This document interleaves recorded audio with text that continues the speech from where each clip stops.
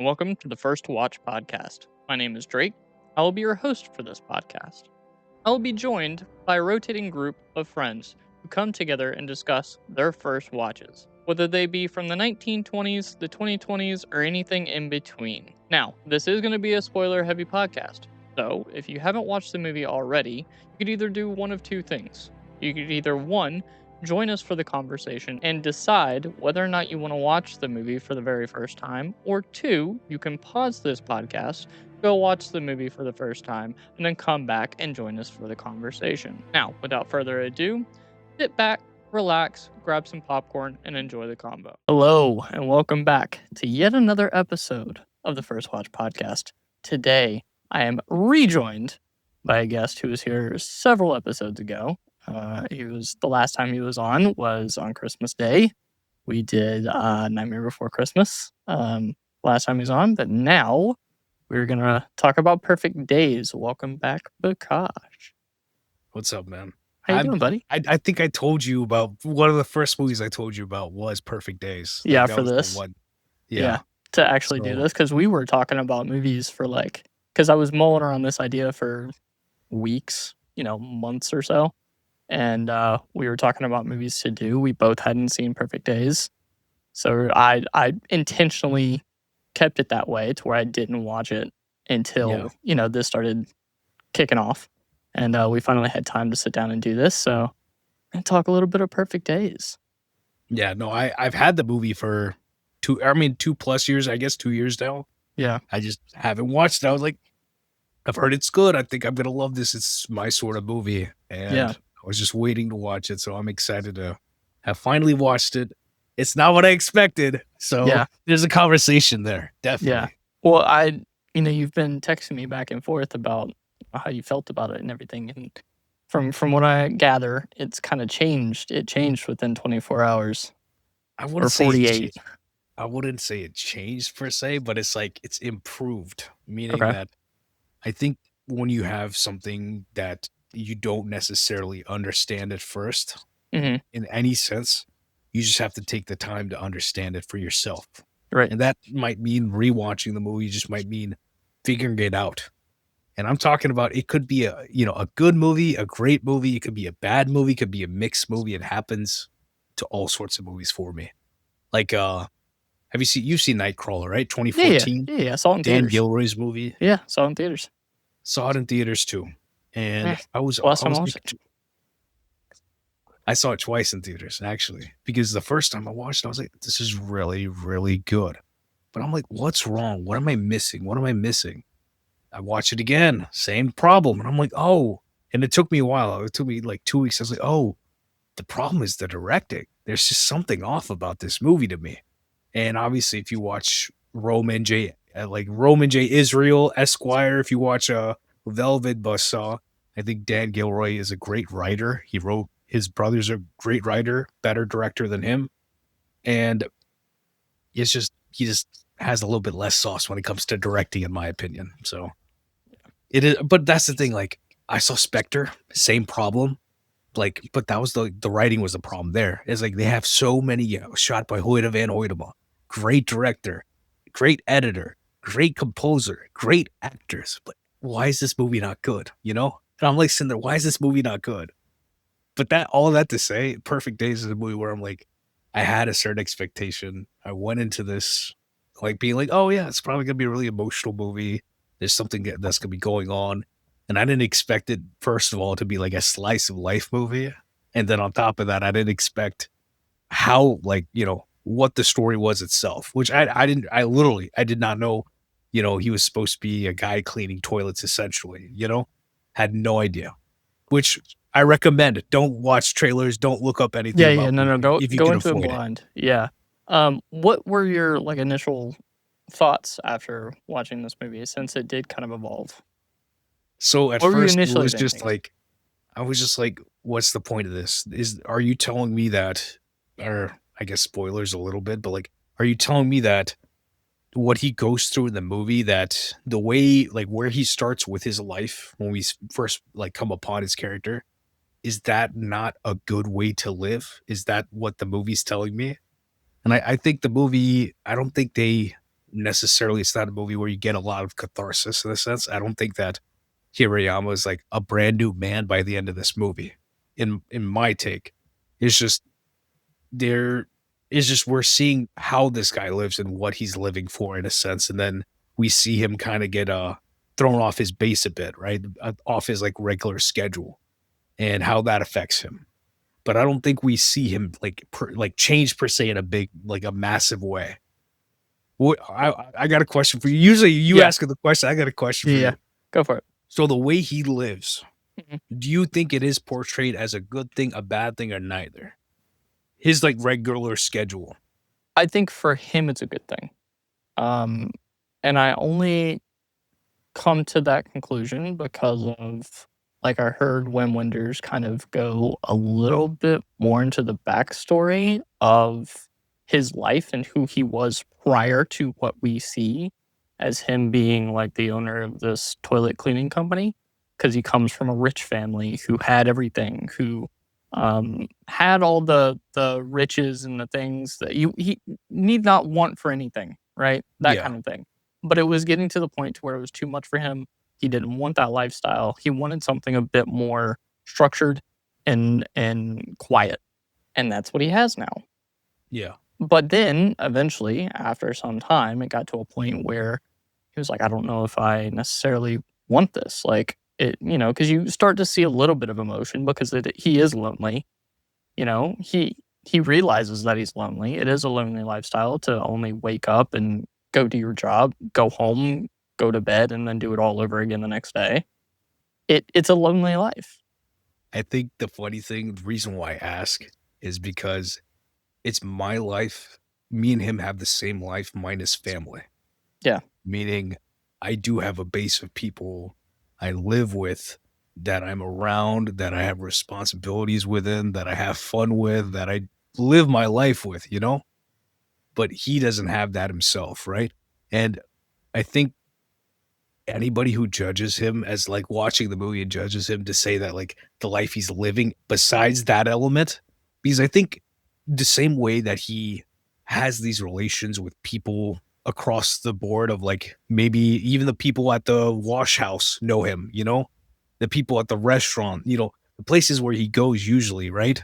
Whether it's, you know, whether it's at work or anything else, people know him and he knows people, right? No matter what societal stage they're at, whether it's a homeless crazy guy or if it's, you know, the person who owns a restaurant, like he knows them and knows them intimately enough to like care about each other. And I think it's, I mean, I live in the same way, you know? And Yeah. I think it's an interesting thing where it's like within capitalism, there's a lot of different relationships you can have with people where it's like you know them, but you kind of maybe don't even know them, but you care enough to make sure that they're good, you know? And that, I mean, I think that's a very important thing that people should do in general. And the fact that he does it and doesn't do it, you know, in a way where he's trying to show off that he's helping somebody out, but like, you know, he's like, as long as, you know, they're good, he's good, you know? And that's how it should be. Like, we should care for one another in that sense. So I like, I think there's a lot of admirable things about his character that people should pick up, whether they already live this way or they don't, you know? And that was half my problem was that I already live this way. This is like a norm for me. Like, what's the difference here? Yeah, it You was a know, reflection of your own life. bro, Takashi, the kid that works with him. Oh, yeah, Now yeah. that kid, I'd smack him across the face right Oh, away dude. on sight The only time I found him as even slightly redeemable towards was the end.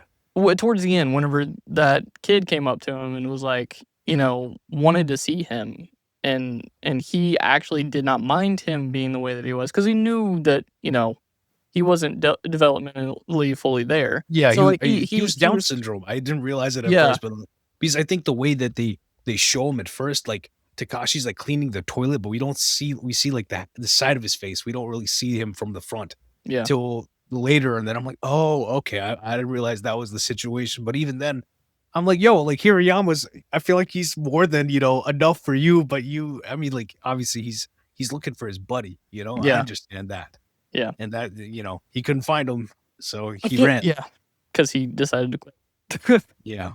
But Which see, that's my problem. That okay, put it this way. what do you think your work ethic is? It's more here. I think this is funny.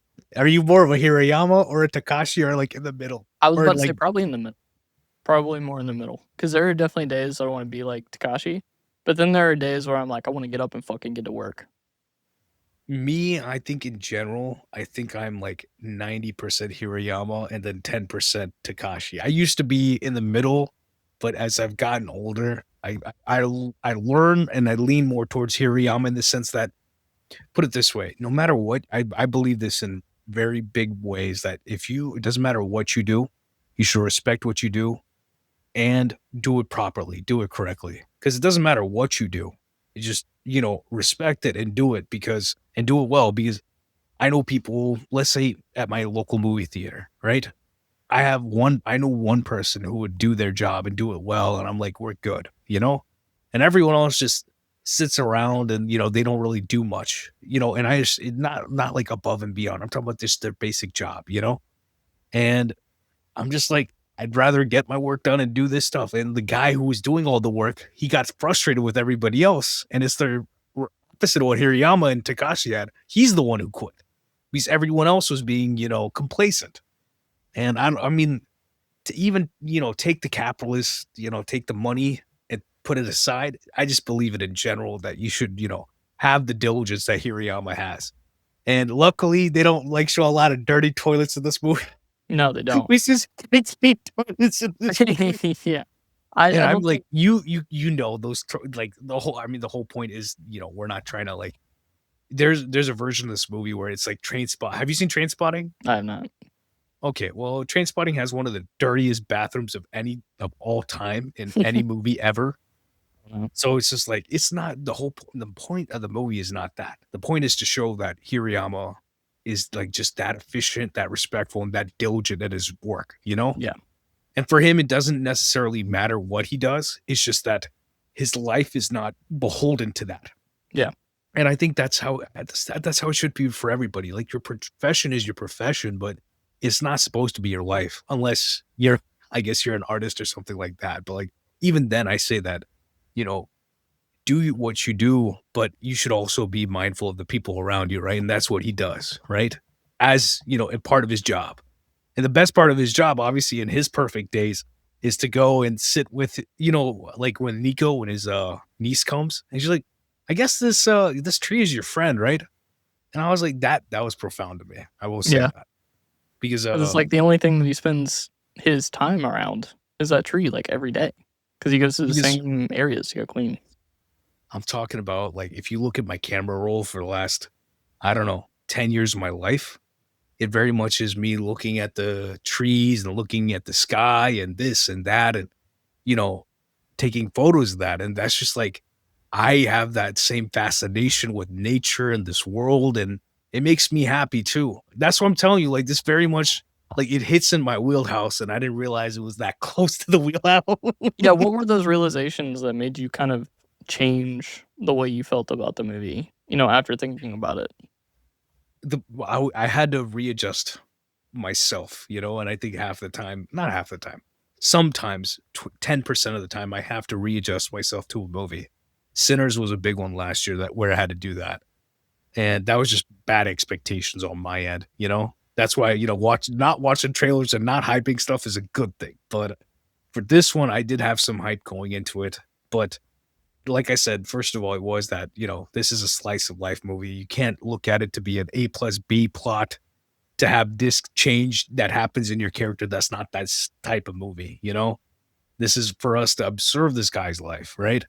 And even within that, because it hits so hard, like so personally, I was just like, there's always like South Asians making movies, Four Samosas, Wedding Season, that's one on Netflix. So it's like, South Asian Americans, Polite Society, that's a British one. These are good movies, but I'll always have like a little bit of like if and or but compared to everyone else. People love the movie. I'll be like, I've got this problem with it. I've got this problem with it. And it's not because like I want to be a hater. It's just I expect more from my people than anything. And this movie felt like that. And it's a weird thing that this is a 70s year, like a man in his 70s, a German man who has, very much traveled around the world, and he spent time and made movies in Japan. But it's such an interesting thing to see someone of another culture understand the culture that they're not, natively a part of, but do it so respectfully too, you know? Because there's different ways to do this where it definitely it could have been disrespectful the way that they show this man's like his life and his career in a sense. Yeah. Because you don't feel bad for Hirayama. I don't. No. Do you feel bad for him? Like I don't think No. you're meant to feel bad for him. And Well, some no. people might pity the man, and I hope they don't. I don't pity him because I feel like it was a deliberate choice that he made. Um, as we saw later in the movie, his sister rocks up in that really nice car, With the driver, with a driver, with a chauffeur. which is a big thing, you know? Yeah, because that means She ain't even driving the car. yeah, that means money.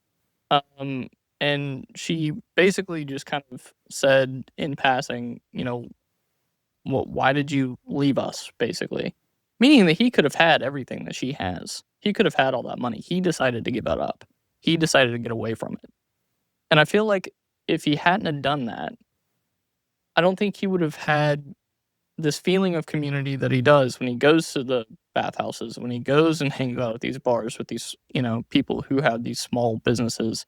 He wouldn't have that connection to humanity as much as he does now if he were to stay with his family and be part of like the uber rich.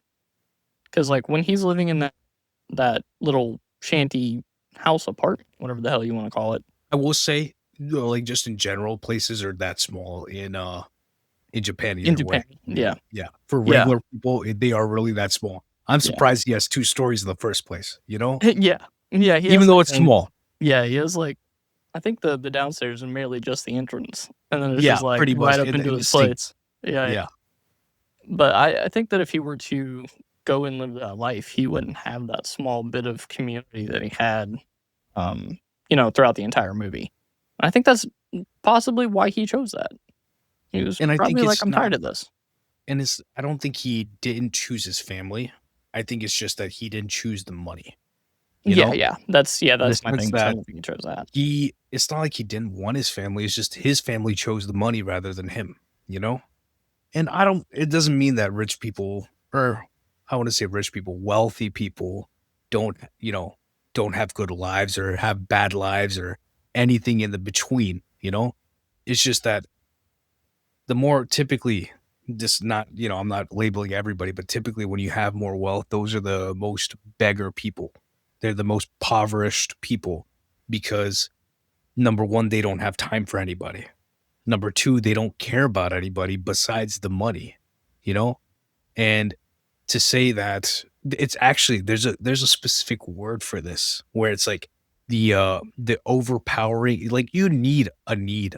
You need greed to some extent, but an overreaching need of greed in my language, they have a word for it. It's called trishna. It's a very specific word about like the fact that greed, especially in this way, can pervade your life and make you inhuman, you know? And that's what I mean, like it happens to people, you know? And for it Oh, yeah, we're seems seeing like a lot of that right now. for he we're gonna see it more and more. Yeah. And that's the problem. I find myself saying it a lot more that, you know, I'm not I mean this in a real way that I like no matter how much money I have, I'm not worried about the money. I'm worried about people, you know? Because the relationships you have with people are not worth the money in the sense that like, you know, if I it just, out of selfless empathy, I'm not gonna let, just in a common sense thing, I'm not gonna go rob somebody because that person is my brother, you know? I know this person, whether I know him or not, we know each other. We're from the same community, whether we have some sort of relationship, in that sense, we are all related to some extent. And if you understand that, then you wouldn't do something bad to somebody that you know or someone that you have a relationship with, whether you have, started that relationship with that person or not.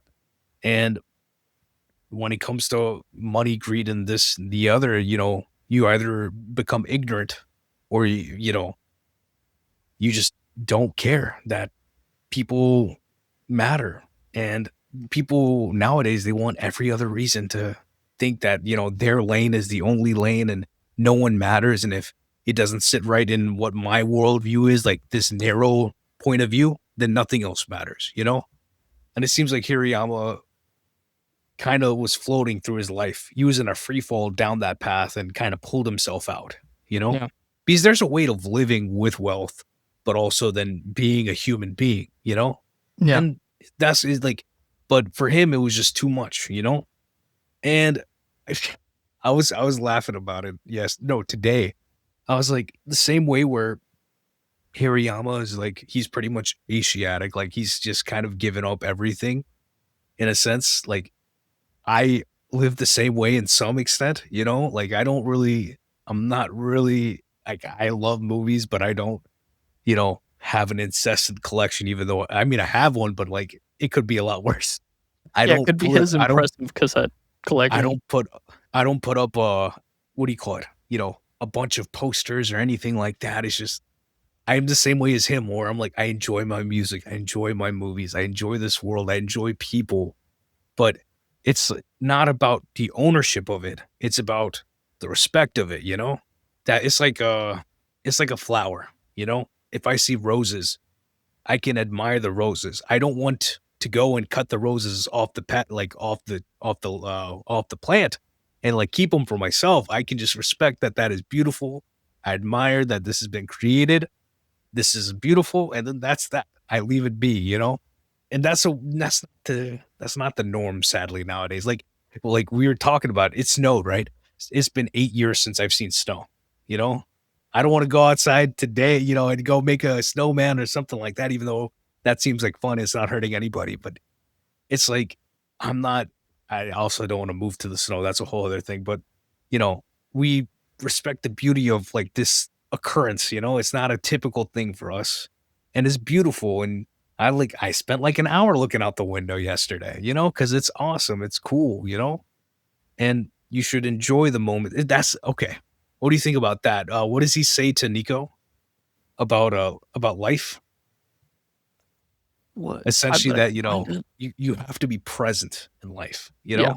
The crazy thing is that Hirayama is kind of like a silent Bob in this movie, right? He doesn't say much, but when he does, it's worth listening to. Yeah, He but I like think genuinely it's does not say much in this movie. he doesn't need to. Yeah, that's the thing. Is like he definitely does not need to. I can't remember the name of the actor, but he doesn't need to say any lines either. Like Yeah, he's he Koji. Koji's acting itself, like his face acting is impeccable. it's so good. Yeah, Yeah, Koji yeah, Yakusho, something like that. yeah, Yeah, his face acting is insanely good. yeah. Because that's all he needs in this entire movie is that. And that's why I think he even won an best actor award at Cannes. The Yeah, only reason I know that is because they have it at the beginning of the movie, and I thought it yeah. was really weird that they have it at the beginning of the movie. I was like, "Why do you have this on the Blu-ray?" Like, I've seen that in a couple movies recently. I even saw that in A Private Life like this weekend that they had that at the yeah, beginning. I've seen that in a couple international films that they've had I've it at the seen beginning. like they'll have like Grand Prix, like the movie won an award Yeah, or something like that.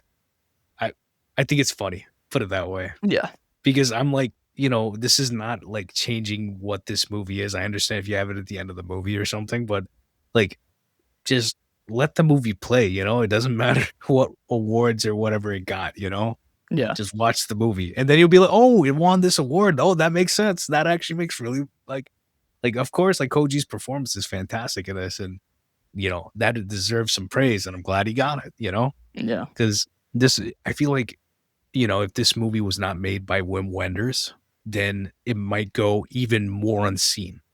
This yeah. movie wouldn't be in the criterion if Wim Wenders didn't make it. And I don't Right. I don't mean that in a bad way. I just mean the fact that this is an important movie. It's a well-made movie. I will say, I think this movie, there was a whoever, I think it's Glenn Kenny from Roger Ebert's website that reviewed the movie. And I mean, like whenever I feel this way, I kind of read a lot of reviews and stuff. and he was talking about how this movie reminded him of what Peter Bogdanovich said about John Ford's who shot like the man who shot Liberty Valance, and he Peter Bogdanovich said this is not a young man's movie.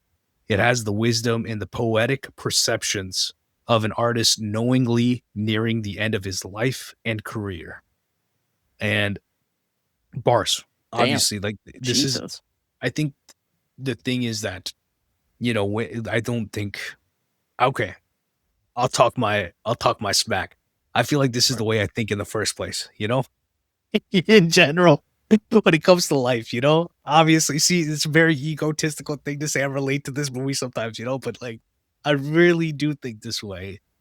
And the problem is, I think Wim has gone around the world. He's seen so many people. He knows where the world is going in one way or another. And this is kind of like his last great movie that, this is what he wants people to know, right? And one of those things is presence, you know? And I feel like, Hirayama is a character who is present in his life fully, every day. And that's something that I feel like I need to take and even apply to my life more and more. I'm Yeah. trying as hard as I can because I feel I like if you're not present, then it's life is just so much worse if you're not present in your day to day, Yeah, and he really shows that, especially in that quote that you're talking about. I found it. Yeah. It is next time is next time, and now is now. That is the quote that he was talking about because she was about to give him the cassette and be Yeah. like, "Hey, can I come back and listen to this again, like next time?" And that's when he says, "Next time is next time, now is now." So like, enjoy it while you can. Yeah. And that's essentially what this whole movie is about: is enjoying life now while you can, because you never know when it's going to be over with. So he's Like enjoying even the small things. we're fed a pretty big lie in America, right? The American dream is to, work till you're 65 and retire, and then you have the good years of your life, right? I never believed that, Yeah, I don't know if you listened to the Thief episode yet for I haven't yet. Pat No. Brennan, the commentary podcast. We're talking about Michael Mann's Thief, and we were talking about how Michael Mann, Ridley Scott, Clint Eastwood, Steven Spielberg, Martin Scorsese, throw it to George Miller, Hayao Miyazaki. It sucks that these are all just men, but just in general, I mean, these are artists that are 70, 80, 90 years old, and they're still going. And doing some And of the best work of their lives in that exactly. time. And the problem is for me that I don't think you stop. I don't think you really are living. You live your young years, your old years, all your years, There's no just, you're not looking to the end of the game. It is Yeah. today, I and if you don't think you're living the life you need to be living, if you don't think you have your perfect days, I don't think I live a lot of perfect days. I think it's very rare in my life that I do, but we got to try more and more to have those. Yeah. One of the like smaller themes of this movie is being able to kind of change the way that you live your life even later on in life, and that like your older years can be your good years, and even if like you're in your 70s or 80s and like not, your life isn't over by the time you hit 50 or whatever. And I am in this point in my life right now where I feel like I've got to get everything done so fast, and like I've got to play basically catch up because of whatever I've done in the past 29 years, because I feel like I've wasted the past 29 years. Tell me about it. But I this, relate, brother.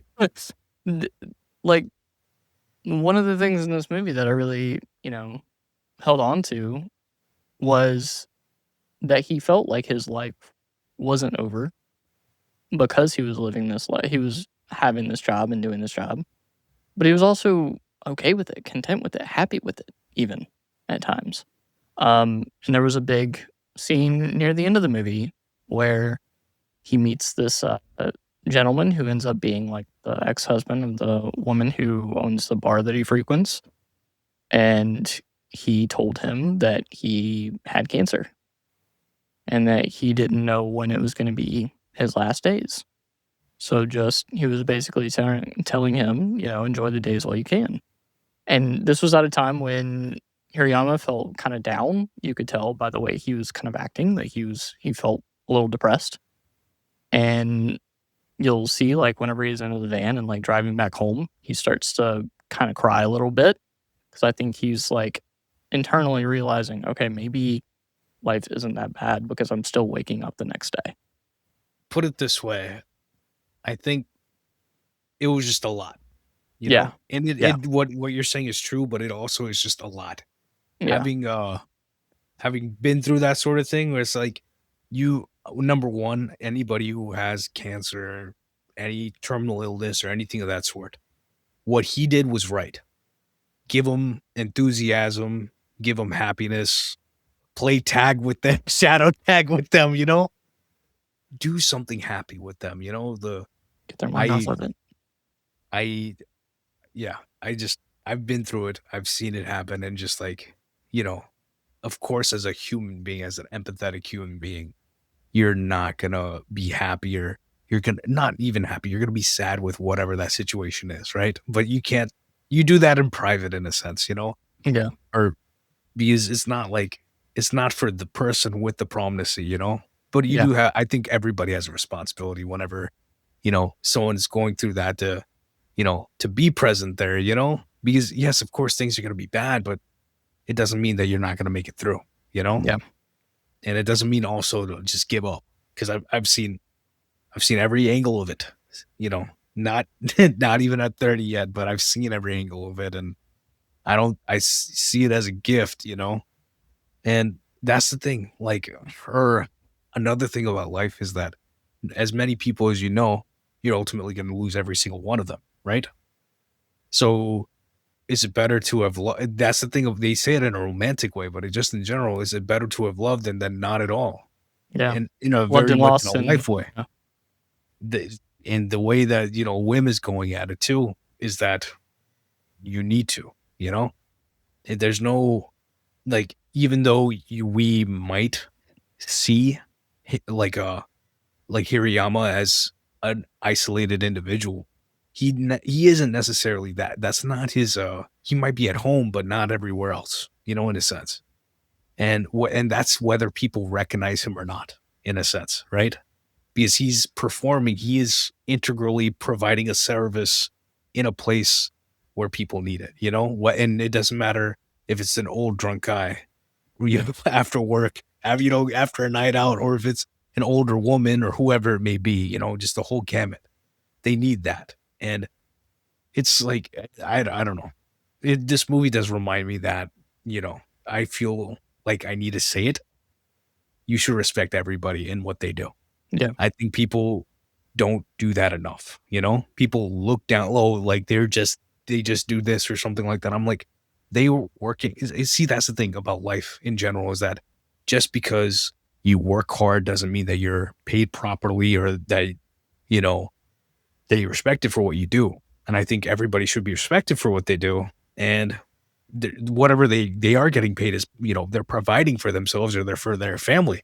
And that's a big thing, So no one should ever talk down to anybody or think that they're better than somebody in that sense, That's all. And I feel Yeah. like that's a pretty easy thing in a time where, people are like, "Oh, you have to have a degree to do this." There's plenty of people without degrees that do great work or have billion-dollar companies, or maybe they're janitors, maybe they cut grass, but they're happy with their lives. Yeah. And I don't even mean I don't say these things just to say like, that, that is, to look down upon them is just, it's just facts of how people portray things themselves, because they want to look down at somebody and look up at themselves. And that's Yeah. not a good thing. That's what I was talking about. Rich or wealth, that's a very subjective thing. You can be richer than somebody, poorer than somebody, and this, that, and the other. Yeah. And rather than looking inside, and I feel like Hirayama is the person who, we see his dreams, beautiful dreams, and he does look at it, he looks at himself. He is looking at, these people that are coming through his life and shaking it up. But he's ultimately like, it's not like he's saying something to them for the most part, right? Besides, now is now. Yeah. Like, be pre Yeah. besides that, he's not really saying too much to them. I will say, uh, whenever, what's his face? Whenever Takashi tries to sell the tapes, bro, I was boiling. Dude, I was like, I want to punch this kid in the fucking face. But Like, you he is understand what I so mean? Where it's like, is it the money or is it, oh, like, oh, this isn't fashion. We can get money fast. Like, no, it's not about the money, No, man. it was about the just, like, overall greed of him wanting to go and impress this girl that he clearly has no chance with. Um, and he wanted to use someone who is rather agreeable and kind of somewhat of a pushover, at least in his eyes, Take is advantage of him. yeah, and take advantage of him because he felt that he could. Because he's Because a good person. yeah, and he was kinda getting there for a second to where he was just letting it happen, and then he was like, "No," but then he was like, "Look, I'll just give you some money. Yeah. Just don't try Which to he fucking still sell did. my shit."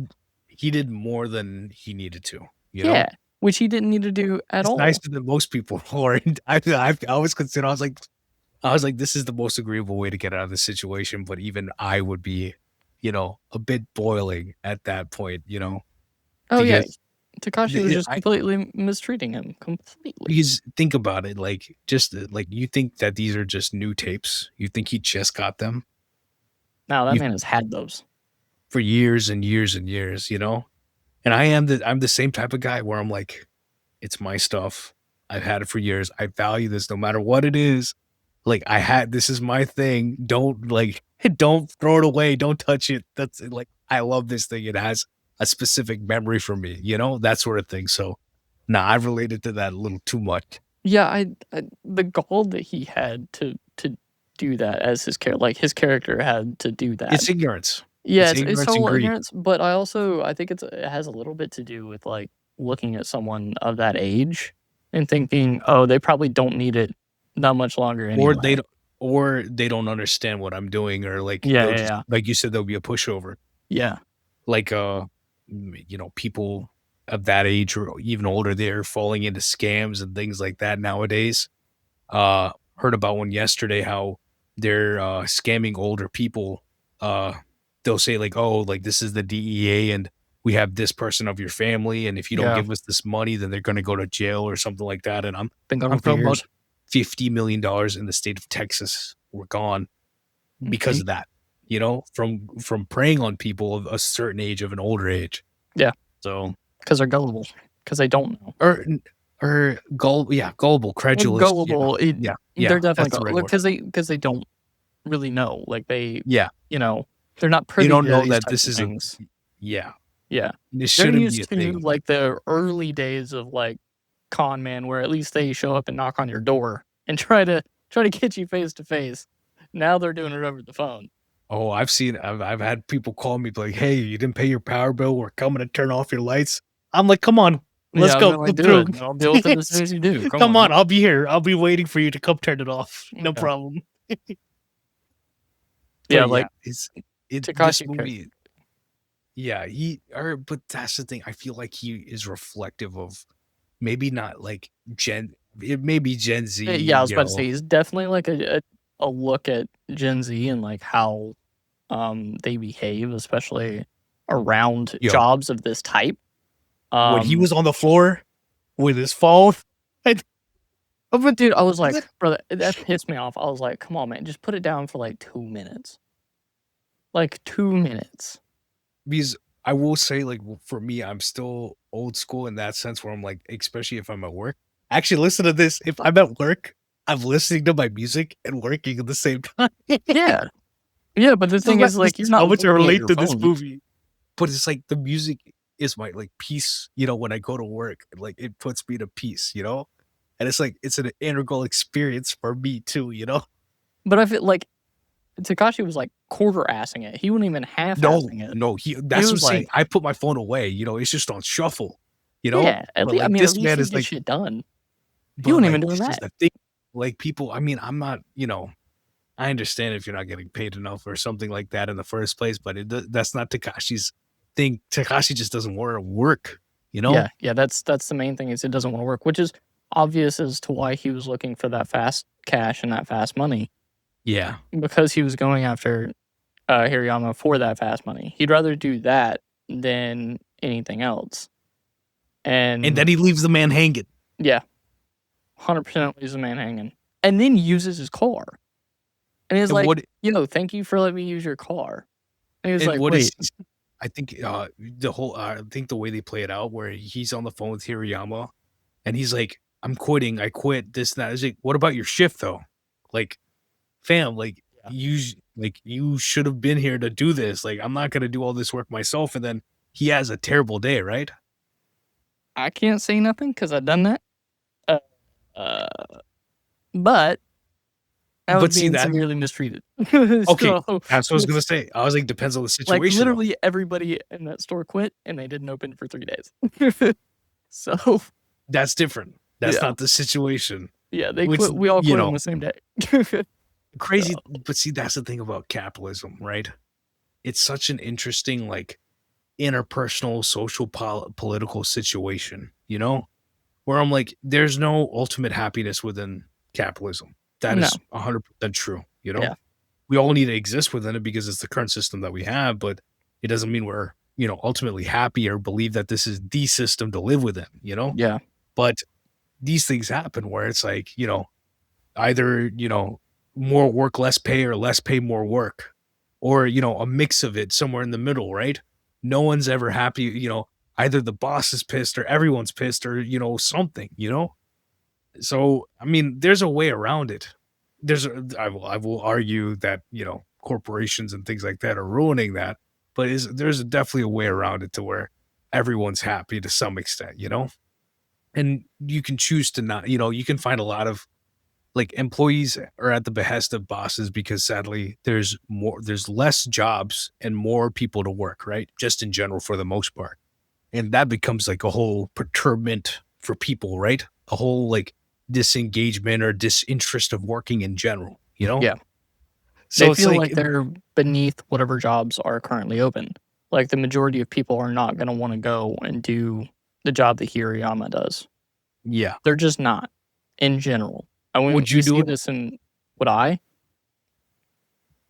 No. If I'm being I would. honest, no. At this point in my life when I'm 29 years old, doing retail for as long as I was Yeah. losing my fucking mind. I was Yeah. like, I'm waking up, I'm spending 9 hours out of my day, including my lunch, at this place for X amount of money that was barely enough to wake up and get out of bed for. Yeah.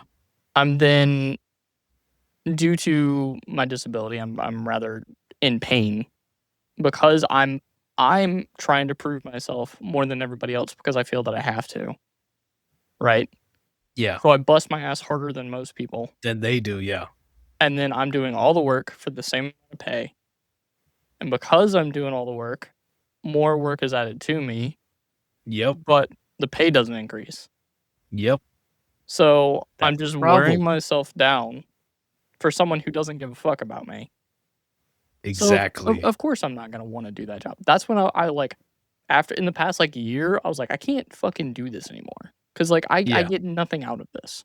There's no point in doing this. Hirayama gets something out of this because he gets the enjoyment of seeing something, not only the enjoyment of a schedule and a regimen, but also like the enjoyment of seeing something that he did and being like, I did this, I did a Accomplish public, this. yeah, Yeah. I accomplished this. I know that I accomplished this. Nobody else may not, but Yeah. I know that I accomplished this. And I come back to it every day and I can see my work, you know, after I'd it's argue done. the people like, whether it's playing the tic-tac-toe game or it's the Yeah. homeless guy or, the woman at the bench, when he's eating lunch, like whoever, those sorts of things also are the validity, to his job. Yeah, and he's, like, one of the only ones who does it. There's only a handful of people who actually do it, so people know that he's the one doing the job. People Yeah. know it's him. At a retail job, when you've got 200 employees and you're just fucking putting things up for 8 hours, Yeah. No one knows. no one gives a fuck. I might like see that's the thing. I'll go to a restaurant and like, they'll just start to recognize me or know me because, I come there so much and we just, talk, catch up on life, things like that. Yeah. Not that we know each other so well, but we know each other. Yeah. but not necessarily in retail, right? It's a No. very soulless thing at times, unless you're like mom and pop. That's a my vibe is different, but like, Yeah. yeah, no, I understand. And that's the problem, right? I think this movie's a great take about the way you can live within a capitalistic society, that the job necessarily isn't going to make you valid, especially, pay this, that, and the other. There's going to be some sort of problem, right? But how do you find yourself in that within the system to find yourself, to find a validity to your life every single day, And I think you're talking about before, right? That like for me also, I feel like I've wasted 29 years of my life, but I think it's also like I've spent 29 years of my life learning how to live the wrong way, you Yeah. know? I've Yeah. made all the mistakes and now I have to do better, Yeah. So that also means that every single day I need to be sure within myself that I did have a good day today and that I'm doing something to better myself, but I also have to be content with what I am today, even though I have to be discontent enough to keep improving myself, Because And that otherwise you're is just gonna stay stagnant. it's such a paradoxical way to live. I'm doing the 6-7 thing right now, but it is the weight of like the paradox of life that you should also be content and discontent all at the same time. And Yep. that's what we are as human beings. We're paradoxes, Yeah. We're And I always going think to be. that Hirayama is a paradox, right? That you can say that he's alone, but he's never alone. That he might not have a family, but he does have a family, Uh, did you or what movie I'm thinking about right now? What's that? Gretel Family. Oh, rental family? I kinda did, like, I was thinking about it, not, while I was watching it, but more so, like, afterwards, because I haven't Yeah, seen very many Japanese movies. yeah. I'm kinda working on that this year. I'm working on, uh, watching more international films in general, but We'll talk about it. I'll send you some yeah, stuff. I'm doing, like, the Yeah, Criterion Challenge for this year, and most of them are all, like, international films. yeah, Um, and I was kind of looking at 'cau stylistically, they're somewhat the same in that, you know, they're talking about just regular people in Japan living regular lives, quote, unquote, "regular lives," yeah, um, which you don't see that at least like, I don't see that a lot in international film. It's usually, like, these grandiose jobs or, like, these very dangerous things like the Yakuza or or it's whatever. like Godzilla -1 and Yeah. you're at war and this happens, You and don't see it's the like everyday person, no. and it movies like this allow you to connect to somebody that you can't even really communicate with, Yeah, which I think is but your awesome. human empathy is what should, Yeah. translate it all, right? There's a movie called, Jayesh Bhai Jodhar, where it's like, it's a Indian movie, I think Ranbir Singh is the guy who's in it, but there's a couple other people. Great movie because it's a movie in a village in, like, recent times in India where, uh, like, it's based on a real thing that happens where the guy who, like, essentially is the head of the village, who, like, deals with all the, like, social political things, his son is having a child, and that child is a girl, which means they're gonna kill that baby. Which, yes, this still exists in certain places, and beliefs have not progressed. But the whole movie is about that and how people at a certain age, even though they might have their feelings backwards for many years of their lives, they can change. They have the potential to change, especially in this sort of situation. That's what happens. And like I said, it's in a village. You might have all these big Bollywood actors, but it's a story in a village that is a very true story that happens. And you want these sorts of things, even if, you're not from India. I don't live in a village. Yeah, of course I can relate by language and culture, but I think anybody can watch that and take something from it, Because ultimately at the end of the movie, um, great act. I don't know, Boman Irani, that's the actor's name. Amazing, amazing actor, one of my favorite actors of all time. He's the quote unquote bad guy of the movie. At the end of the movie, he's there with his baby granddaughter, playing with her, right? And from beginning to end, you wouldn't expect that to be the situation. But that's what the potential of humanity is Yeah. that you can change. Yeah. Obviously, it doesn't end so well sometimes in real life, but we would hope so that, that's not just in the movies. Yeah. Because it is the male, typically it is the males who are like more we're more adverse to change, Yeah. We're a little And less likely to do it. and and that's the problem, right? They don't Number one, we don't talk about issues. And the second thing is that we, even if we do talk about them, we're pretty protective and, hard headed. I know I'm hard And headed, but it's like, we're also taught to kind of be that way. why? Yeah. Like we're we're all kind of taught to be that way. Plus, it's like it is rather genetic in some cases. Like I know my mom is rather stubborn. My dad was kind of stubborn. Like Yeah. like it was one of those things that like yeah, this is gonna be there. And stubbornness brings out something in people. I mean, I live in a house of like, or everyone in my family, everybody in my family, extended family, everybody in my family is stubborn. Oh yeah. Like besides a couple like people who like married into the family, beside like the people in the family were all stubborn people. And it's just, I don't know what it is. I think it's like a head rightedness, a self confidence thing of where Front court it's not preach, that probably. we were ignorant, Yeah. but it's just like, if you say something, even though you're right, I might get pissed. I'll listen, but I'm still mad. Yeah, I'm not gonna let you believe that you're right, but I know you are. I'm not that toxic, okay? But Yeah. what do you think about the songs in this movie? I feel like Dude, they're great. Oh my there's a goodness. very heavy presence of music, right? Oh I yeah, think yeah, yeah. I think I was the actually gonna movie bring is that up. a $14 million movie, right? Yeah, I feel shot like in 16 days. a lot of that was Oh, a lot of clearing that was some Neil Brab. songs. Yeah, yeah, yeah, You yeah, yeah. know, you know why I was comparing them?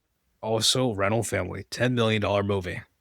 Yeah. I feel like there's more production value in Rental Family than this one in Perfect Days. Yeah. And I think it is the songs, and I think Vim, like, he very much wanted these songs, and you know, I think the last one, Last one was perfect. because I mean Nina Simone's like one of the greatest artists of our time in general, but I Yeah. think that song, I was telling you about a movie called The Last Holiday, which is a remake, but it feels like it's not even a remake. That stars Queen Latifah. I think it's 2006. Okay. Anybody listening, go watch the movie because it's like a great like holiday movie in general, and it's about the same sort of theme about like living your life, because she in the first act of the movie she hits her head and gets an MRI, and they're like, hey, you're terminal, you're gonna die at like 40. And she's like, I didn't live or do anything in my life, and now I'm just gonna blow my money and have this, enjoy the time I have left. Yeah. And within that, what she does to live her life, I think, so whenever she goes to Europe and she gets there, feeling good is also playing, and as a black woman and everything, I'm just like, it's such a like goosebumps happy moment of her like going there. So I love that needle drop because I've heard it used great before, and here it feels like the same emotion where it's like, Hirayama, no matter what's happened already, he's still choosing to live and feel good the next day. And I think that's a choice. People need to realize that. Yeah. You can, I think, I know it for myself, is that you can be down about, say it for the real life right now. You can be down about things that are happening with ice. You can be down about Catherine O'Hara passing away. You can be down about anything in your personal life. These are things to be sad about, to feel emotions for, no doubt. But you still need to have a good day, Yeah. And that doesn't mean to be ignorant to what's happening, but rather be open to that, but also be present within your life, because we live in a time where, most humans just statistically have never lived in a time where everything that's going on everywhere. And Don't that's even too start it. much it's too much for your life, too much for your mind to handle, Yeah. And our minds are ever fleeting, but if it's fleeting from one bad thing to another bad thing to another bad thing, where are you gonna have the enjoyment of that, And I'm talking about Catherine O'Hara, RAP, but I mean, I don't see it as a bad thing. Yes, it's a she was all too young, at She was still 71, working. still and still working. It's still awesome, still sharp as Sharp a as could be. needle. Yeah. But it's like, from her perspective, as an actress, she's given so much, and you know, the history of what she'll I think someone was asking her at an airport, what's Yeah. So what's one the role you're greatest most proud of. Yeah. most proud of playing? Mother. Yeah. And I'm just like, see, that's what she did what she wanted for what matters to her, and she always was what you should be: present, living your life, doing what you love, And I think Hirayama, you think he loves what he does, right? I Oh think he yeah. loves what he does. I 100%. think, and that's the other part about it. I was talking about respect of a career. I also think you should enjoy what you do no matter what it is, I think you could be picking up trash for your whole life and still find an enjoyment within that. I think no one can stop you from being sad, or no one can stop you from being happy. You have to be the only person who is the prism within that. I can be sad. I see that's the thing. Let's say I watch Perfect Days and I'm just like, oh yeah, I didn't feel good about it at first. I don't want to think about it anymore. I throw it aside, on to the next thing, right? But you have to choose to find the good things in life, the good things about other people, the good things about anything in general. And that's the love that you should have for anybody and anything. But you have to do that selflessly. You can't say that, I'm a good person because I did that. No, get out of here. You're not better. No one's better than anybody. And I think Hirayama's like, he's such a great character study. I think Yeah. that's what this movie is, right? It's a character study. It's a slice of life, but it's also there's not much going on, Even a slice of life like a Dazed and Confused, or Once Upon a Time in Hollywood, those movies still have a bit of story in there. This one has a little bit, but I think it has even less. And that's a good thing. It works. Well, you can tell that like even him coming to that realization took some time. It took a long Oh yeah. time. Took a long, long time. But that's the thing. You have to be open to it. Exactly. You think most people, even if they come to that realization, you think they change? No. You can That's the big you can be introspective, but you got to be able to put that stuff into practice.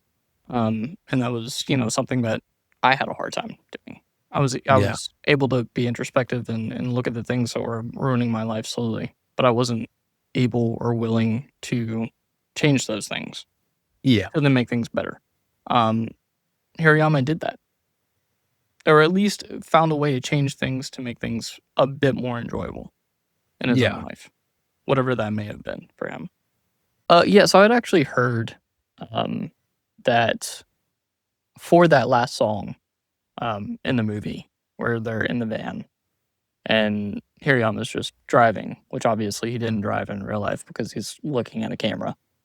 Um, there were a couple of times that they did that because Wim Wenders wanted to like fully explain kind of the context of the song, why it was written the way that it was, what the words actually mean in English, and like you know uh, say it to him in Japanese. That way he kind of understands the meaning of the song. And he wanted to actually shoot it several times. What's his name did? Who played Hirayama wanted to shoot it a couple times because he wanted to get it right. And at the end is the last time that they shot it. Like what you see is the last time they did it. And apparently everybody on set, like they all kind of like gravitated towards where the van was and then just stood there and were just completely silent. And then it took several minutes for Wim to be like, "Oh yeah, right, cut," because everybody was just staring and was just like, "Whoa!" It was like it was the very last thing that they had shot for the entire movie, everything. So it was like a great way to tie everything up in a nice little bow. And Yeah. it genuinely felt that way even watching the movie. That was a great way to tie everything all together.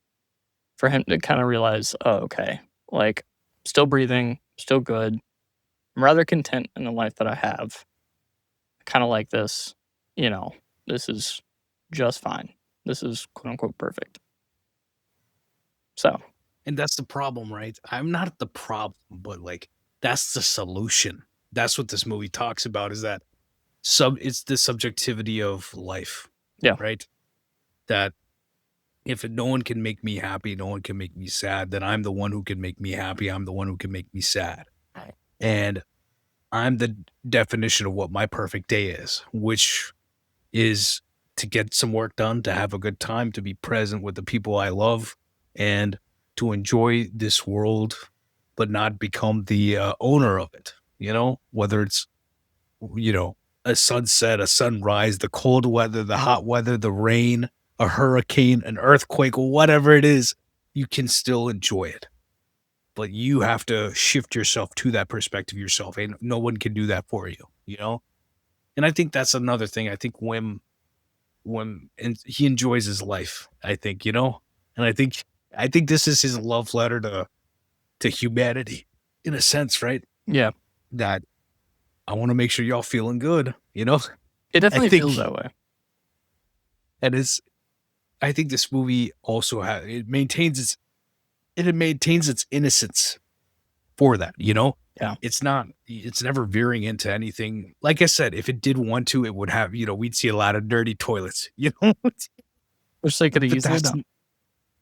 that is not this movie. And in a good way, it's not this movie, and, you know, this movie doesn't, I don't think it means, old ages, guarantee of any sort of like wisdom, but there is a wisdom there, it's a life philosophy thing. And, you know, it's not preachy or anything like that in a good way. It's just that, hopefully seeing this person and seeing what he goes through and how he exists, that, that might change the way we live too in a good way. I always talk about Paddington, Paddington and Hiriam would probably get along very well. They probably would, yeah. Where's my Wim Wenders Paul King crossover? That'd be an interesting when does actually, like, the movie writes itself, when does Paddington go to Japan? And he right? goes to try to use one of the Tokyo toilets, and he can't lock the door. He doesn't know how it works. Honestly, if they do a Paddington 4, they should definitely Go to hit Japan. him up. Go Yeah, to Japan. and then hit him up and be like, "Yo, can you just like go just as a cameo, just as like for me, just go do this." That'd be great. It would be awesome. I would love that. One thing I don't know about Japan, is like whether or not they have things in place, kind of like what we're supposed to have for people who are retired to then, live out their last days without having to work. I've seen this increasingly. I've seen it quite increasingly over the past like couple years. I've noticed that far more people in that age range are working, like more and more than what I used to notice as a kid. But the And problem is money. yeah, right. That's kind of the main thing. So my thing is like, my question, I guess, is more so like, does Japan have those infrastructures put in place, kind of like what we do for Social Security? Is it just something that he decided to do because he wants to work every day? Is it because he has to work every day, which clearly he doesn't? But because he has that background with his family to where they have, money, but he still chooses to live that life and work every day. Is that a choice that he made of himself? Is there not that social structure put in place? Which I've noticed that is not the case here. Not really. They do have I think they might have a better system than America does in a sense, Yeah. because they do have like a national pension, employer pension. Like they have, essentially like Social Security, they have the same sort of thing. And even some companies, they have 60 as being like a mandatory retirement Cutoff. age, Yeah. It's saying that over 30% of people over 70 or older continue to work in Japan. Is that like more? My question is like, is that more of a cultural thing? Is that out of necessity? Because like here, it definitely feels like it's more out of necessity. I feel like it's half and half, probably. Yeah. Whereas I feel like half in necessity Japan, and then half like. Because for me, it's like, me, I'm never gonna retire. But Yeah. also, like, the thing with this is like, you know, what am I thinking about when it comes to retirement? I think that it's not, just in general, people of age, they, like I said, there's no guarantee of wisdom, Yeah. but there is wisdom nonetheless. Is I don't know if we've talked about it, but it's like if you go to school for business, is the person who runs that business you want to run more knowledgeable about the business, or is it going to be the professor who's never done that business, who's teaching a bunch of concepts, Yeah. theory? Yeah. In It's going to be the dude who worked there for 30, 40, 50 years of his life that's going to be able to actually teach you what you need to know. Yeah. You know, I think there's a responsibility no matter what job you do or what profession you've had, that older people, their responsibility to society is to share that intelligence. That's the only way. And then, for the young people to actually listen, both, that I think both need to happen. Yeah. But when it comes to this concept of retirement itself, yeah, I think it's definitely a thing where people, they need the money. Japan's not a, easy place to live money wise. And there's also probably the fact that what are you going to do with the fact that people are living longer, living healthier, and need money to live further. And, there's concepts and talks about, universal income and things like that that are probably going to be needed as we move into a time where the value of human beings is being displaced, whether it's AI or something else. And I think there's a lot of things to worry about within that too. Like you said, it's like, is this a cultural thing? I don't think it necessarily is a cultural thing, majority wise. So it's just 30% is not a majority, but No. majority of people don't, live and work after that age. Yeah. I'll say, 30% was a lot higher than I thought it was going to be, or a lot. Actually, really just a little bit lower than I thought it was going to yeah. be. Thought it was going to be closer to the 40% range. Because Hirayama, if I go off of Koji's age, he's a little bit, let's say 5 to 10 years older than my dad. Yeah. So like, I've seen this group of people. They don't like to sit around, especially if even if they have worked their whole lives, they don't like to sit around, Yeah. So, I mean, I don't Is that expect that. I don't. Is that kind of a cultural thing in your guys' culture anyway, though? Like just the For value me, of hard work? you see the value. I Because I think feel like it's that's not the not case here. necessarily. It's not the value of hard work. It's the value of your work ethic in a sense. Yeah, right. Because the problem is also, this is the same problem everywhere, that you have someone who works hard and then the people who come behind them don't work hard. Because they And feel like they don't have to, since somebody else is already picking up on someone the already did it for them. Yeah. Yeah.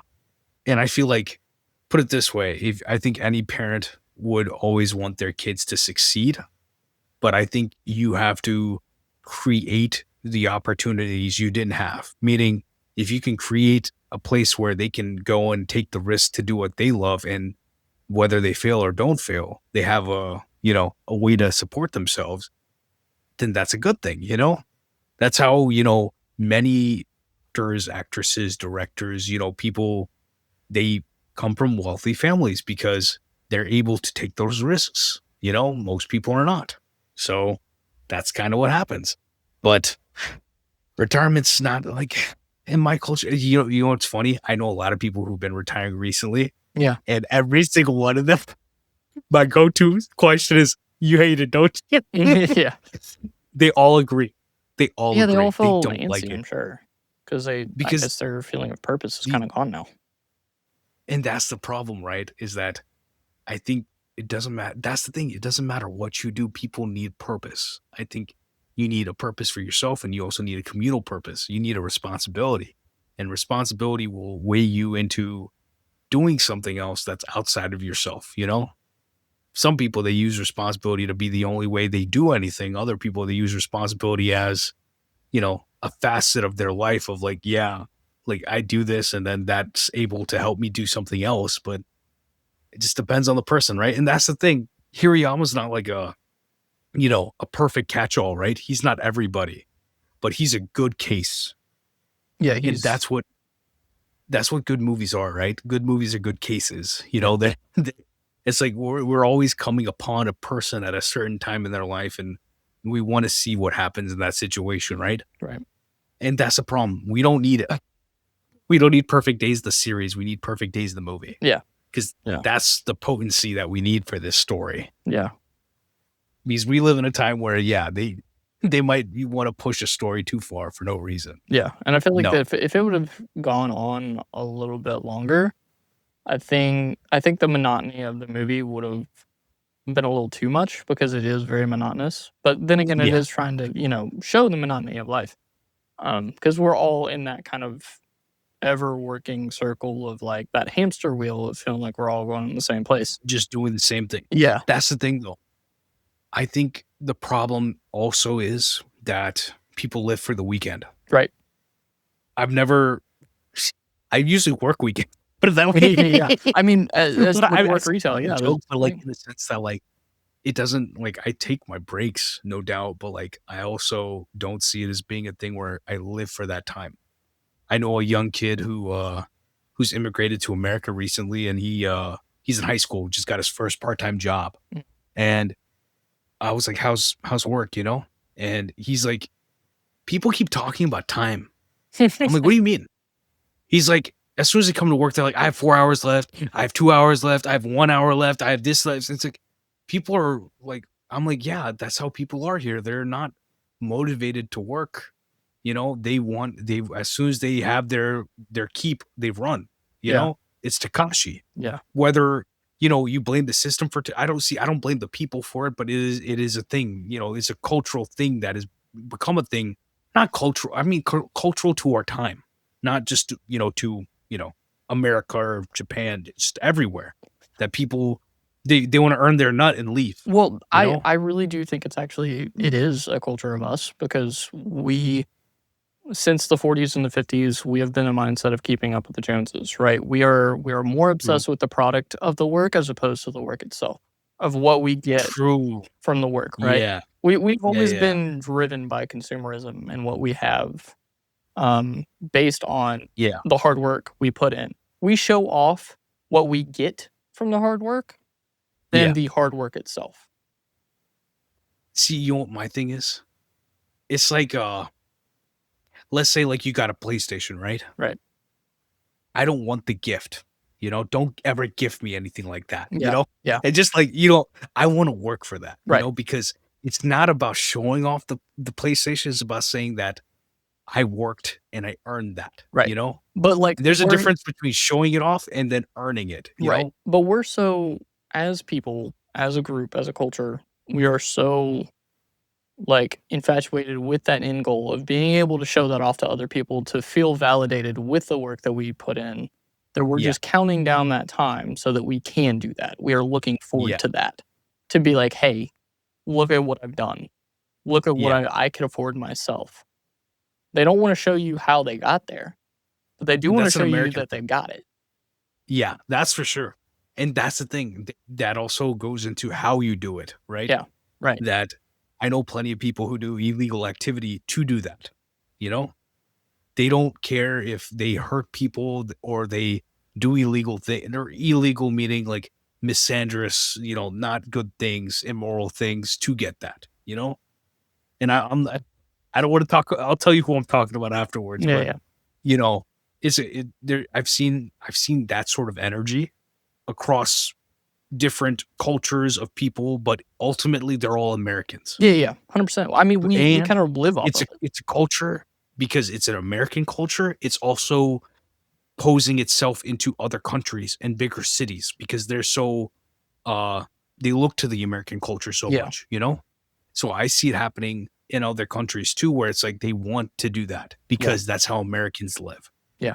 And they don't understand that, even then, there's nothing like America in general. Yeah. And,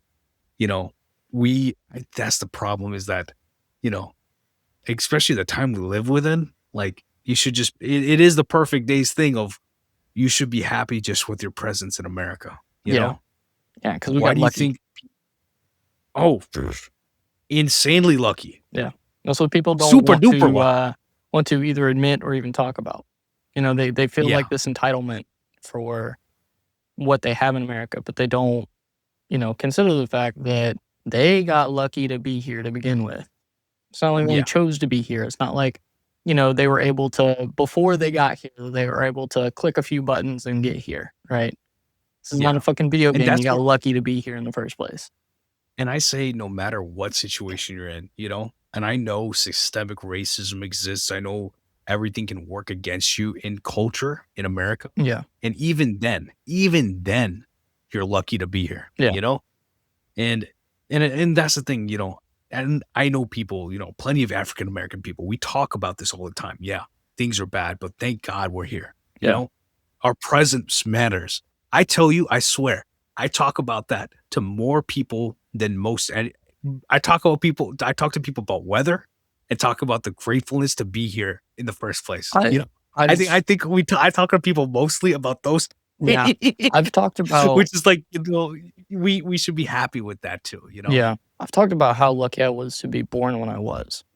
Because someone in my position, someone who has mild cerebral palsy and stuff like that, if I was born not even 15 to 20 years before I was, Yeah.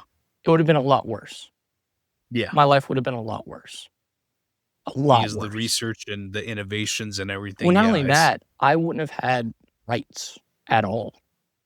that's true. Like, disabled people didn't get rights until 1990. Yeah. I made the cut by 6 years. Yeah. I got lucky. Now, granted, it's taken a long time for me to realize that, but I got lucky. A win is a win. Yeah. A win is a win. Which I know is kind of diverting away from, I mean, not entirely diverting away from the conversation of perfect days in general, because he does consider himself lucky to be in the position that he's in. You could tell that just by the end of the movie and the way that the movie ends. But he's also, in a way, worked for that. He's kind of found a way to work around having his life the way that he wants it by creating these regimens for himself to be able to then go and do the things that he wants to do. Because he knows as soon as he works that out, he can go home, he can listen to his tapes, he can worry about his plans, he can do what he wants to do. And he's free from the work without hating the work entirely. But yeah, it's all based on, how he decides to live his life. And yeah, you kind of see them a little bit in the movie. What do you think about this? I think it's interesting what they show and what they don't show. They don't show him having a TV. No. He reads. Yeah, he's he taking reads. in art. Yeah. Nonetheless, he's taking in art. Yeah. He doesn't necessarily do anything else that you might see regular, quote unquote, regular people doing nowadays, scrolling or something like that. That even within his quote unquote free time, he's also very present with what he's doing, And we live in a time where presence is not guaranteed, Netflix, Matt Damon, Ben Affleck talking about it. We already know this, that you have to reiterate a plot 4 times. Expect your audience to be on their phone, And yet again, me being Unk over here, no phone, Yeah. I rewatched Zootopia 2 last night. I was crying. I loved it. My dad loved it too.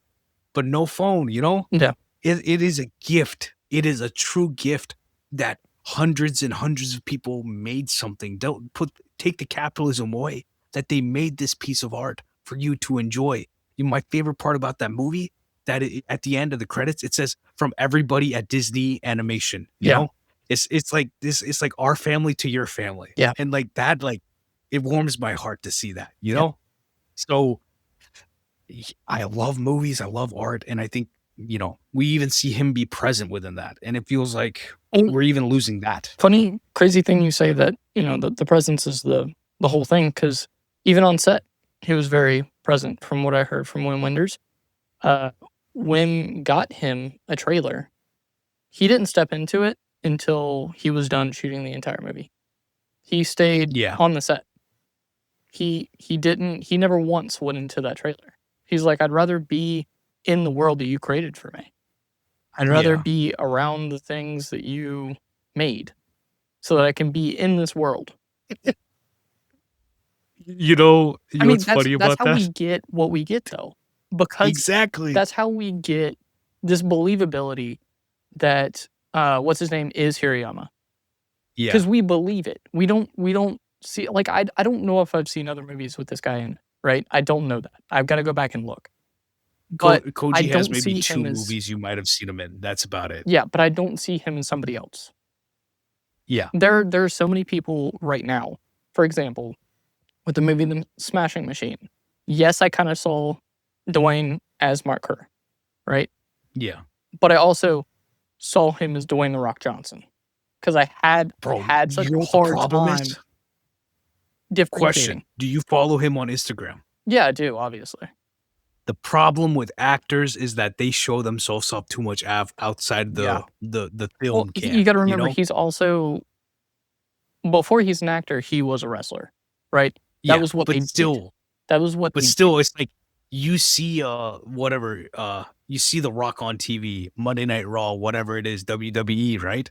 But outside of that, I don't wanna see him anywhere else, Right. you know? Well, Like, even now, if you look at the, I'm not a big follower of the wrestling product, but I do know that they have used that to their benefit, right? oh, They've yeah. been even more so now in the past, But, like, since COVID. just in general, like, actors, Yeah, we've heard of, but you got to remember he's a that wrestler people need first. to have yeah, He's a but, wrestler like, they first. need to have, like, what do you call it? A certain amount of followers and things like Right. that, and it's like, people, like, that's the problem, right? Why are y'all looking at that? Are Yeah. you looking at that as a marketing thing or that people know this person? It's a So, marketing thing. like, are you working I mean, for The Rock specifically, it's like working against the movie to some extent It is. also, right? That everybody knows him so intimately, you know? I think people can know you, but also not know you at the same time, Yeah. you know? That's the energy I want to live with, you know? It's like, oh yeah, there's that guy, but it's like you don't know anything about me. You don't need to. Yeah. Like, you know, But like Koji felt like he was so in this role. yeah, He felt like he was him. There was no distinction for me for someone who is playing this role and someone who is this guy. yeah. Like, it was Because it's very obvious that he was that guy. because the thing is like the biggest thing an actor can do is they can embody a role, you know? That are you acting? Are you like, of course you're acting, but it's like, how does your acting come off, you know? Right. Because there's certain performances where they're like, depending on your movie, right? Where, you got to give them lines like, I am Iron Man. We love those, but we also love these performances where they just feel like a real person. And it's very hard, like you can't put Denzel in this role. No. You can, Fences, he can play characters that feel real, but they're not real. There's still that like line of like, this is theater, this is a movie, this movie feels like this is actually just a real dude. And we're practically watching a documentary Yeah. about him. I was about to say, it feels like a documentary. It feels like we are just watching this guy live his everyday life. Yeah. And that's a bit of the silence in the movie because there we have songs, but we don't have a lot of score. No. And or We also score or don't no have a lot of score at all. dialogue. Yeah, there's that We too. have, Because like, no dialogue. Think I about it. think like 15 minutes in the movie that I was like, yeah, like bro hasn't even He barely hasn't said a said a word. word. Brother Yeah. is Japanese Silent Bob. Like, he hasn't said a word. But I feel like that's also a cultural thing, a low key, right? Well, And then I'm you just got like, I'm Takashi fine. just fucking ripping it. Like, he wouldn't shut up. But but that's the thing. You need like you need your straight man, and then you need the Joker, and he's playing the Joker card real big. Yeah. Oh, He's it made me realize how much he wasn't talking when he was next to Takashi.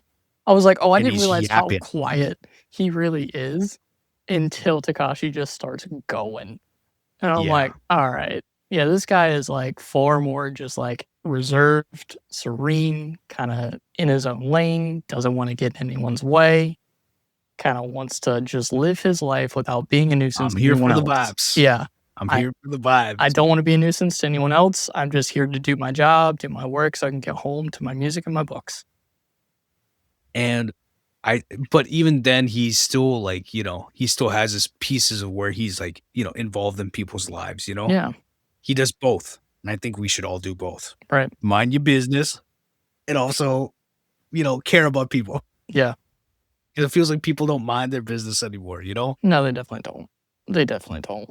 And people put their business out for everybody to see in general, Well, because now it's a commercialized thing, right? They Yeah. make money off of it now, so they're definitely gonna do that as much as they And for the can. likes, Yeah. it's also an ego thing, Yeah. whether people admit it or not. Yeah. 100%. For me, I'm just like, yo, like, are we doing the right thing? That's all I need to know. Yeah. But for people, it's very much that thing where it's like, oh, why am I going, to a restaurant? Is it to enjoy this food that this chef, this artist made? Or is it to take these photos and share it and put it on my Instagram stories, you Yeah. know?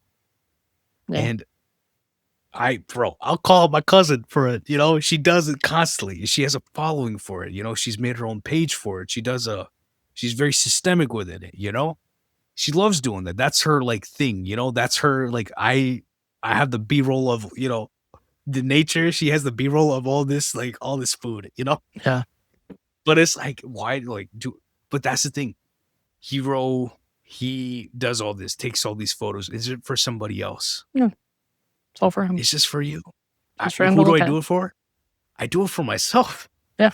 Why do I do it? Because I love it. I love nature. I love the subjectivity of photography and how you can capture something, Yeah. And that, there's something about this world that is always beautiful, Like Roger Deakins' movies, they feel natural to me, even though he's got amazing lighting. The whole point of his lighting is that it feels real and it matches the stories he's telling, Yeah. And that's why he's the GOAT. So this movie, well made. Oh, yeah. No notes on that end. What? Like we talked about it where it's like, yeah, you could talk about technical aspects of this movie. That's Everything's good. Yeah. We're not this ain't the movie. No, this isn't like even, because the outline that we created a long time ago, if you look at it for this thing, it's mostly based on the technical aspect of the movie. But the thing is, like, there's so much to talk about this just in a story sense that you don't even need all that stuff. Like, No. There's no need to talk about the technical parts when the subject matter is juicy enough to be able to talk about it for as long as we have. And just to kind of offset that just a little bit, it was only nominated for one award. What best for international? Best foreign. So that means that this is probably one of the only is a Japanese. I think Japan nominated it. Yeah, Japan. Japan submitted it. Yeah. So every company or every country does, right? They Yeah. they submit on behalf of their country. That's why whoever wins it, it's actually the country itself that wins the award, not the actual artists who win the award. But yeah, Wim not being a Japanese person who had a Japanese movie submitted, it's pretty awesome. Yeah. It is pretty, because it says something cool. about the movie itself, and also says something about him that he, he's a chameleon to the world. That he's like, I was so surprised to learn after I watched Paris, Texas, that he was an American. I'm like, I was just so surprised. I'm like, oh, like, people, you have to be, but that's the thing, you have to be able to assimilate to some extent, Right. I don't like to, I think in certain senses you should go to other countries and stick out, but in other senses you should assimilate to their culture and respect their culture. Right. Like Japan has a lot of cultural things to their, to their culture, cultural standards. You should abide by those. It's like when you go on a subway or you're like going up the stairs somewhere, you're on the right side if you're going up, left side if you're going down, or you're on the right side if you're just like going up an escalator. The left side is for anybody climbing the escalator. You should know these things because that's the culture, Yeah. Get out of there. And it seems like Wim Wenders is like a chameleon of humanity in that sense, in a great way. Well, I know he spent a lot of time there, mostly to go study Ozu. Like he was going to watch Ozu's films because he hadn't really the GOAT. Yeah, he hadn't really watched a lot of Ozu's films, and he was like kind of trying to watch as many of his films as he could because he was fascinated with Japanese There's some Ozu influence here. Yeah. There's 100%. You can see it. I haven't seen enough, but I know at least that much. Yeah. Yeah, you can see little bits of it, which is nice, and you could tell that he actually cared about the culture of Japan, because he could easily have gone there and made an ass of himself, like a lot of people do who go to Japan and don't really know the culture, don't know the customs, don't know how to behave. It's interesting because I'll compare it to Slumdog Millionaire, Yeah, which people think is an Indian movie, but it's it's not. made by a British man Yeah, who loves India. yeah, Danny Boyle loves the place. yeah, But it's like it's also the conversation of like you're telling the story, but it's also not a reflective uh like this movie does not encapsulate the culture of India in a sense, and that also feels like a bad thing because people are just going to assume that India is a bunch of slums and quote unquote a third world country. I hate that term, yeah. to for you to put a country to be a good or bad place depending on the wealth. I'm talking about any place in the world, and it is such a disgusting thing to do, Well, like we where do that as who, do, Americans to who, make who are ourselves we look. as Americans to say we live in a first world, whatever, you know, first world problems, like, we're not a first world. Like, Well, I'd well, argue that we're pretty I think backwards. Americans were actually the ones who coined the first world, second world, third world kind of ideals, because we're Yeah. trying to put a It's label very on European. something. Yeah, It's so European. Like, yeah, Western, yeah, not yeah, European, yeah, but just Western in general. yeah. Yeah, it's definitely a makeup of like how America wanted to view the world, which is why Yeah. it's so funny that people talk about, oh yeah, I know about India. I've seen Slumdog. It's like okay, it's like okay, It's like you can barely get somebody to watch Bollywood movies. I mean, like there's, like I told you, I was talking about one movie today, and that's a movie where it's like it's not like I was talking about some like, indie movie that's like, out of place or something. This is a movie I'm pretty sure available on Netflix, something that is very easy to access that has popular, celebrity actors in it from India. Mhm. And that's still something where I think people would find something valid or emotionally relevant in it, even if they don't see, they're not of that culture. I mean, that's what Godzilla is, right? Yeah, They didn't make Godzilla for Japanese people did not make Godzilla like, oh, we're gonna, Toe's gonna put this out internationally. It's gonna be this big thing. No. How do you take the history of our country and put it through a sci-fi element of, to essentially personify the grief of this country, yeah, the terror of this country went through. yeah, And it's just art gives life to us sometimes, and that's what that was. yeah, And I think Perfect Days is yet again another piece of that, where it's like art giving life to people. Hopefully, I hope that's what people are taking from this movie. I see pretty much everybody who's seen this movie loves this movie. yeah, And I hope the love for it is not just that we're watching it and then forgetting about it. That take something from this, yeah. change something for yourself in a way. That Hirayama, like, take authority within that. Even if That's it all. takes like one or two watch throughs, like I'm Yeah. sure there's something that anybody is going to be able to pick up on and relate to. That's the good thing about great art is that if it's done right, if there's a good story there, if it's done well, Or someone even no is story. yeah. I mean, yeah, Because what's the story here? There's no, that's what I'm saying. Like, there's I mean no there is a story big, here, but it's not there's a like story, but like, massive. there's no cathartic plot, But like that's the thing running is like through. sometimes you don't need that. You don't. You really don't need that. As much as I love it, my bread Like and butter, you yeah, don't need it. the episode that I'm shooting tomorrow morning, A Hidden Life, doesn't have a massive Bro, cathartic. Like I watched it today. It doesn't have a Terrence Malick. massive like cathartic. Terrence Malick. Yeah, but the Are you story is talking there. about one of the greatest American artists, Yet again, he's not German. He's not of that culture, It's not but Austrian. he made that movie. Yeah, And it's a great movie, it's right? a fantastic movie. And thing is, like, the influence of Malick, you know, if everyone I love, every American filmmaker I love you know, from Jeff Nichols to Chloe Zhao, we're all me. We're all influenced by him, Oh yeah, yeah. And same thing, we've all probably seen Paris, Texas and Wings of Desire and things like that. And we love Wim's work. And, these people, they put gas in our tank, Yeah. And I think Wim, with his last, in his fourth quarter, he's trying to put some gas in everybody's tank. And he is for sure. definitely gonna. That's the thing, is like, I Yeah. feel like if this is anything to go off of, and the next one is going to be anything like this, then I'm going to enjoy it just as much as I did Perfect Days. Because the thing is, like, I've seen his, like, when I was in high school, I saw the movies that he was putting out then, and they ain't that hot. He made a movie about the Pope Francis. It's actually really good, because it's an interesting thing where, whether you're of that religion or not, it's an interesting thing of who the Pope was and things like that. Pope Francis specifically, but he doesn't have, the man's never done one thing in a sense. I don't think he's done a horror movie. That's about it, or an action movie. But the Wim Wenders action thriller. Interesting. Starring Koji Yeah. I'd be there. Hirayama Wicks. I'd be there. Someone takes his cleaning tools. Now he's out for revenge. I'm sorry. Let's wrap. He took his cassettes. That's what would really get him.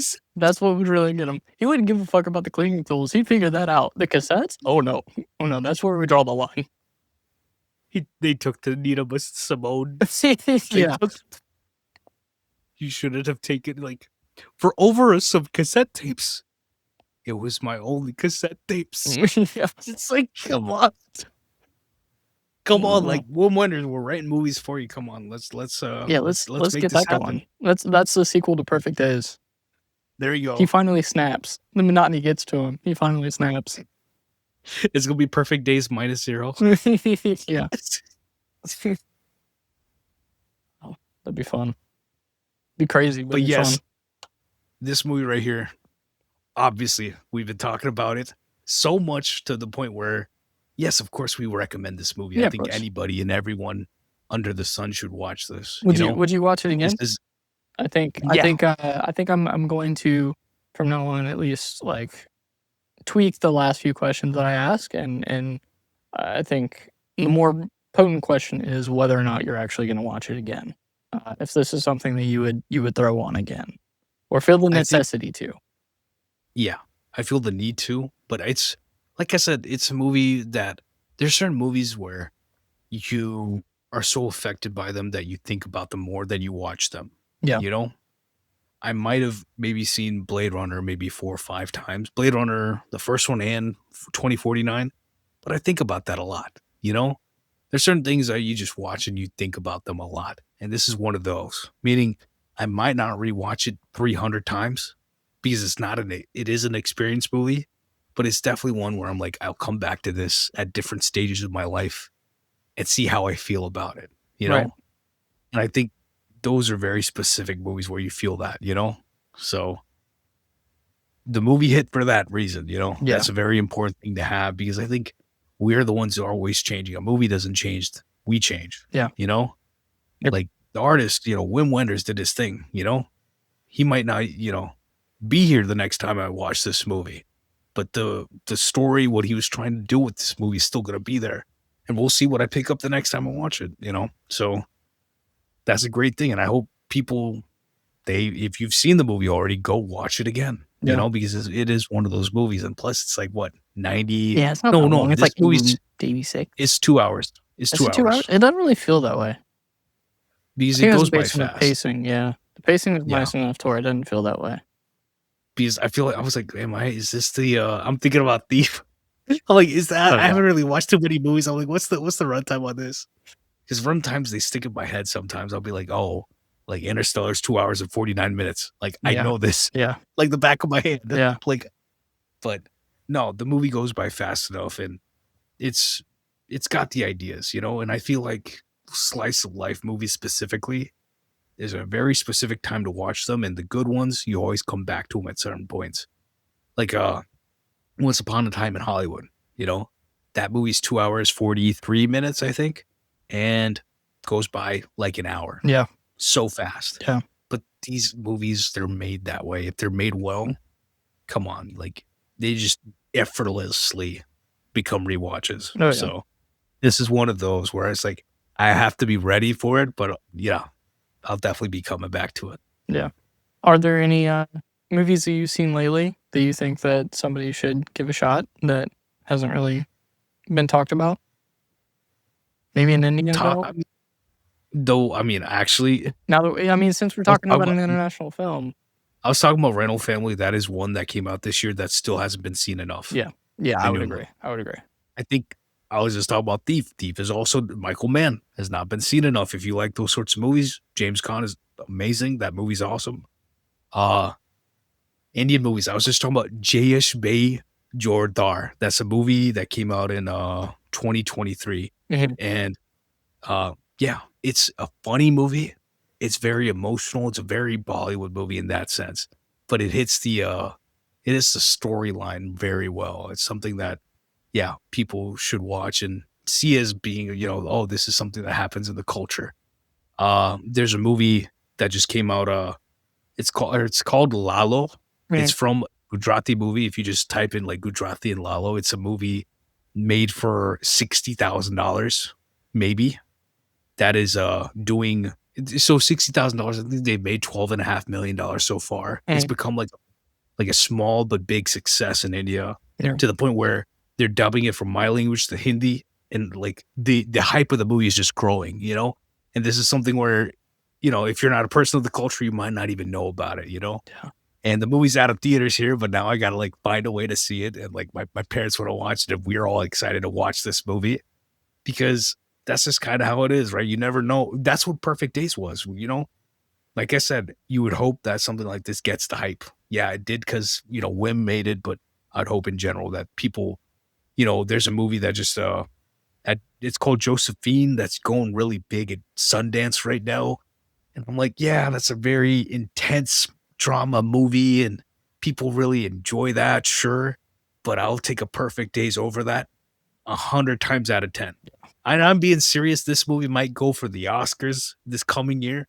I still don't want to watch it. I don't even want to watch a trailer, Yeah. because yeah, it's a very serious thing that people need to talk about. Yes, sure, content wise, but I think we also need to have our perfect days. And my perfect day doesn't involve my perfect day involves Mad Max Fury Road. My bad. I don't mean to be hateful, but Yeah. come on. Yeah. No, yeah. Vikash, you've been on here before, but remind Yes. us where we can find you. Cinema Pursuit podcast. There you go. You can find the Cinema Pursuit everywhere. Yeah. Pretty much. Just Google it. You can find you'll have a link below. Just It's check going to us be out. coming It's back, on there. right? Yeah. I mean, we just dropped a trap episode. Yeah, true. King Kong, the scenes that made Tony, the nice guys with Drake, Yep. some other stuff cooking, plenty of stuff coming. It's just, yeah, there was about like a month break yet again Yeah. of just me being super, super busy not for no reason, with good reason. It's just A lot finally going have on. some time to edit. But yeah, no, we're cooking Hell. just like this. So yeah, Hell yeah. come through Yeah. for good conversations about movies. All right. Well, until next time, I will see you, Vikash, later, and I'll see everybody else later. Bye. Peace and love. Bye.